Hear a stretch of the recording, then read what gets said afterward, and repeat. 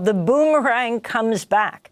How the U.S.-backed war on Palestine is expanding authoritarianism at home. By the boomerang effect, I am invoking Amy Sacer, Martinican essayist, author, poet, who in 1950 wrote a searing polemic on the discourse on colonialism, where he pointed a finger at European and Western leaders who were condemning Hitler for the execution of genocide within Europe's shores and telling them very blatantly that they are not different from Hitler, but have little Hitlers inside of them that they have failed to condemn because their violence has been meted out against brown and black and indigenous peoples in their colonial periphery.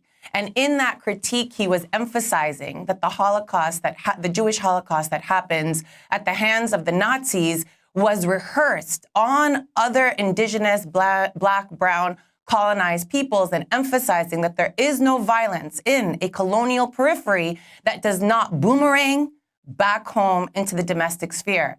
And my emphasis here by invoking that was to show that there is no way to defeat fascism at home without combating empire abroad. In order to defeat U.S. state violence at home, it has to be confronted on both fronts of its domestic and its foreign image. In this instance, we have seen that boomerang come home especially quickly as the United States, under the Biden administration, continued, fomented, supplied, made possible a genocide against the Palestinian people in Gaza for 16 months straight. In order to do that, repressed speech at home, fomented the attack on students, expanded presidential authority, refused to apply U.S. law, denigrated international law, and basically spread a red carpet for the Trump administration to come now and expand that repression to all